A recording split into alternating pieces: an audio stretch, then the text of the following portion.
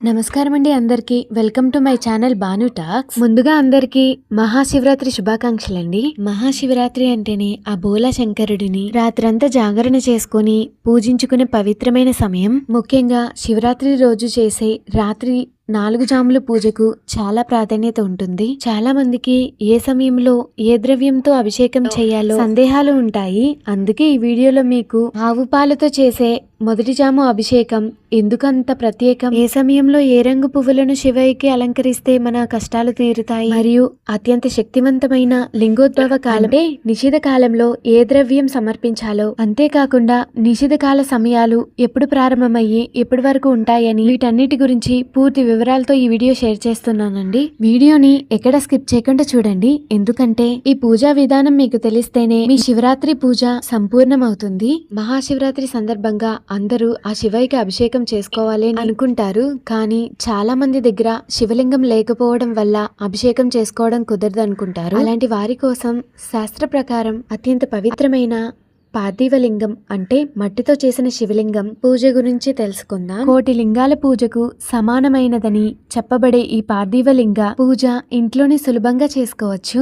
ఈ వీడియోలో మనం ఈ పవిత్రమైన మట్టి లింగానికి మహాశివరాత్రి నాడు చేసుకునే 4 జాముల అభిషేక పూజని ఏ విధంగా చేసుకోవాలో వివరంగా తెలుసుకుందాం. మొదటి జాము పూజని మొదలుకొని ప్రతి పూజకు వాడాల్సిన అభిషేక ద్రవ్యాలు, అలంకరణ కోసం వాడాల్సిన పువ్వులు అన్నీ వివరంగా స్టెప్ బై స్టెప్ వివరించాను. మీరు కూడా ఈ వీడియో అనుసరించి భక్తి శ్రద్ధలతో ఇంట్లోనే పార్థివలింగానికి అభిషేకం చేసుకోవచ్చు. మహాశివరాత్రి పూజలో అత్యంత ముఖ్యమైనవి ఈ 4 జాము పూజలు. ఇందులో మొదటి జాము సాయంత్రం 6:15 నిమిషాల నుండి ప్రారంభమై రాత్రి 9:20 నిమిషాల వరకు ఉంటుంది. సూర్యాస్తమయం సమయం తర్వాత వచ్చే ఈ సమయం ప్రదోష కాలంతో సమానం. శాస్త్రం ప్రకారం ఈ సమయంలోనే శివయ్య తన నృత్యంతో సృష్టిలోని అశాంతిని హరిస్తాడు. అందుకే ఈ సమయంలో చేసే పూజ మన జీవితంలోని ఆందోళన తొలగించి ప్రశాంతతని ఇస్తుంది. ఈ మొదటి జాము పూజను మనం ఆవు పాలతో ప్రారంభించాలి. అసలు శివయ్యకు పాలాభిషేకం ఎందుకు చేయాలి? పాలు అంటే సాత్విక గుణానికి నిదర్శనం. ఆవు పాలు సాక్షాత్తు అమృతంతో సమానం. ఈ సమయంలో లింగానికి పాలాభిషేకం చేయడం వల్ల మన మనసులోని మలినాలు కడిగివేయబడి బుద్ధి నిర్మలంగా మారుతుంది.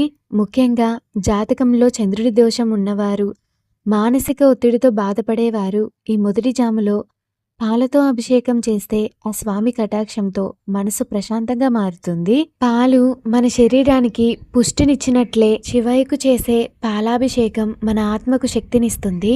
అభిషేకం పూర్తయిన తర్వాత ఆ స్వామిని తెల్లటి పువ్వులతో, ముఖ్యంగా మల్లె పువ్వులు, గన్నేరు పువ్వులతో అలంకరించుకోవాలి. తెలుపు రంగు శాంతికి చిహ్నం. మొదటి జాము పూజను భక్తితో పూర్తి చేస్తే ఆ ఇంట్లో ఎప్పుడు సుఖశాంతులు వెల్లివిరుస్తాయని, వంశాభివృద్ధి కలుగుతుందని పురాణాలు చెబుతున్నాయి. మనం శివలింగాన్ని మట్టితో తయారు చేసుకున్నాం కాబట్టి నేరుగా స్వామివారి మీద పడేటట్టు అభిషేకం చేయకూడదండి. మీ దగ్గరున్న ఉత్తరేణితో అభిషేకం చేసుకోండి. జీవితంలో 4 పురుషార్థాలు ఉన్నాయి: ధర్మం, ఆర్త, కామ, మోక్ష. మొదటి జాము పూజ మన జీవితంలో ధర్మాన్ని నిలబెడుతుంది. అంటే మనం చేసే పనుల్లో న్యాయం ఉండేలా ఆ పరమశివుడు మనల్ని నడిపిస్తాడు. ఇప్పుడు రెండవ జాము పూజ. మహాశివరాత్రి పూజలో రెండవ జాము రాత్రి 9:20 నిమిషాల నుండి అర్ధరాత్రి 12:25 వరకు ఉంటుంది. రాత్రి గడుస్తున్న కొద్దీ ప్రకృతిలో నిశ్శబ్దం పెరుగుతుంది. ఈ సమయంలో చేసే పూజ మన అంతరాత్మకు చాలా దగ్గరగా ఉంటుంది. ఈ సమయంలో మనం ఆ పరమశివుడికి పెరుగుతో అభిషేకం చేయాలి. అసలు పెరుగుతో ఎందుకు అభిషేకం చేయాలి? పెరుగుతో చేసే అభిషేకం వెనుక ఒక గొప్ప అంతరార్థం ఉంది. పాలు పెరుగుగా మారడం అనేది ఒక పరిణామ క్రమం. మన జీవితంలో కూడా మనం పరిపక్వత సాధించాలని, స్థిరమైన బుద్ధిని కలిగి ఉండాలని ఈ అభిషేకం మనకు గుర్తు చేస్తుంది.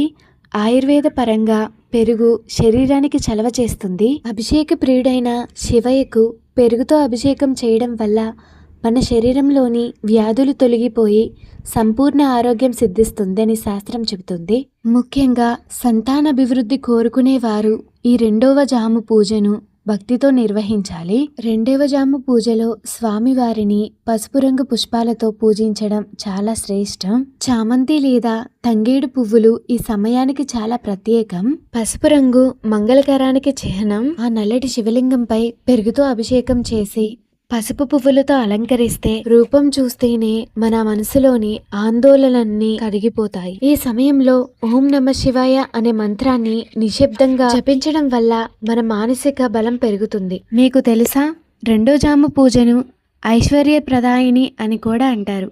ఎవరైతే అప్పుల బాధలతో ఆర్థిక ఇబ్బందులతో సతమతమవుతుంటారో వారు ఈ సమయంలో శివయ్యను పెరుగుతో అభిషేకిస్తే మంచి ఫలితాలు ఉంటాయి. అభిషేకం చేసేటప్పుడు ఆ పెరుగు లింగంపై పడుతున్న ఆ దృశ్యం మనలోని కల్మషాన్ని కడిగేస్తున్నట్లు భావించాలి. రెండవ జాముని ఆర్ధ అని పిలుస్తారు.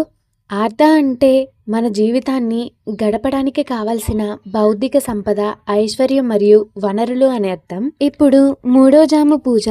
ఇప్పుడు మనం మహాశివరాత్రిలోనే అత్యంత కీలకమైన, శక్తివంతమైన మూడో జాముకి అడుగు పెడుతున్నాం. దీని సమయం అర్ధరాత్రి 12:25 నుండి తెల్లవారుజామున 3:35 వరకు ఉంటుంది.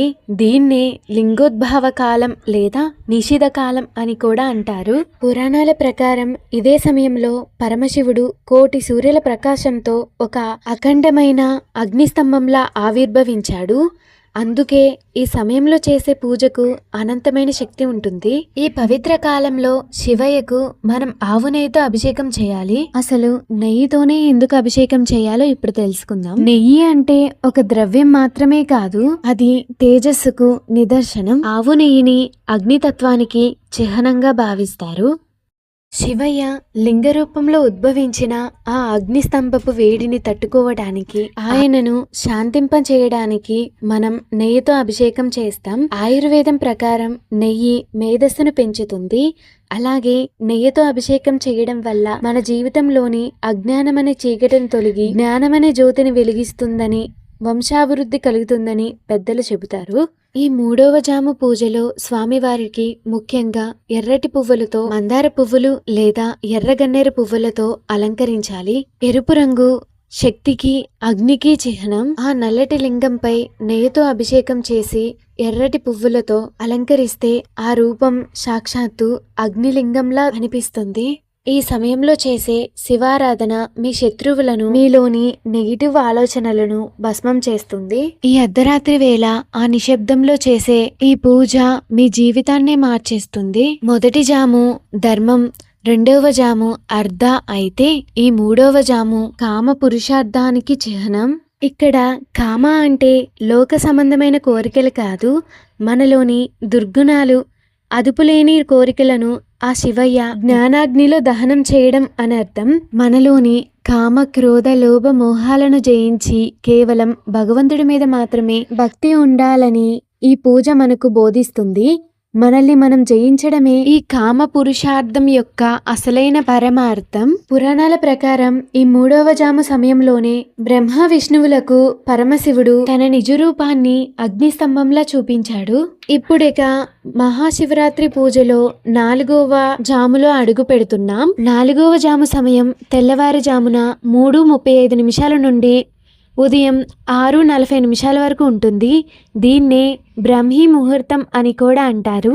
రాత్రంతా చేసిన జాగరణ, పూజా ఫలితం మనకు అందే సమయం ఇది. ఈ సమయంలో పరమశివునికి మనం తేనెతో అభిషేకం చేయాలి. సూర్యోదయానికి ముందు చేసే ఈ పూజ మన జీవితంలో కొత్త వెలుగును నింపుతుంది. ఈ 4వ జామున స్వామివారికి తేనెతోనే ఎందుకు అభిషేకం చేయాలి? తేనె అంటే తీపికి, స్వచ్ఛతకు నిదర్శనం. ఆయుర్వేదం ప్రకారం తేనె అన్ని దోషాలను హరిస్తుంది. శివయ్యకు తేనెతో అభిషేకం చేయడం వల్ల మన వాక్కు అంటే మన మాట మధురంగా మారుతుంది.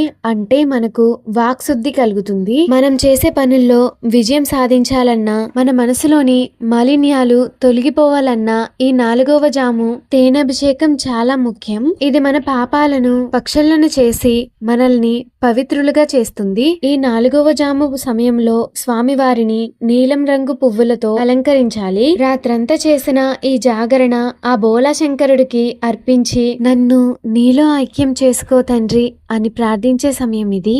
ఈ 4వ జాము పూజ పూర్తయ్యాక వచ్చే ప్రశాంతత మీ జీవితాన్నే మార్చేస్తుంది. మొదటి 3 జాముల్లో ధర్మం, అర్థం, కామం గురించి తెలుసుకున్నాం. ఇక ఈ చివరి జాము మోక్షం అనే పురుషార్థానికి చిహ్నం. మోక్షం అంటే చనిపోయిన తర్వాత వచ్చేది మాత్రమే కాదు, బతికి ఉండగానే అజ్ఞానం నుండి, అశాంతం నుండి, భయం నుండి విడుదల పొందడం. ఈ సమయంలో స్వామివారిని నీలిరంగు పువ్వులు అంటే శంఖం పువ్వులతో ఆరాధించాలి. చూశారుగా, ఈ మహాశివరాత్రి పర్వదినాన ఆ పరమశివునికి 4 జాముల పూజ వెనక ఎంత పరమార్థం ఉందో. ధర్మ, అర్థ, కామ, మోక్షాలనే 4 పురుషార్థాలను మనకు ప్రసాదించే ఈ పవిత్రమైన సమయాన్ని ఏమాత్రం వృధా చేసుకోకండి. మీ ఇంట్లో శివలింగం ఉన్నా లేకపోయినా భక్తితో ఇలా మట్టితో పార్థివలింగాన్ని చేసుకుని ఈ పూజా పద్ధతిని పాటించండి. ఈ విధంగా పూజించుకుంటే ఆ బోలా శంకరుడి కటాక్షం మీపై, మీ కుటుంబంపై ఎల్లప్పుడూ ఉంటుంది. ఈ సమాచారం మీకు నచ్చినట్టయితే చిన్న లైక్ చేసి నా ఛానల్ సబ్స్క్రైబ్ చేసుకోండి.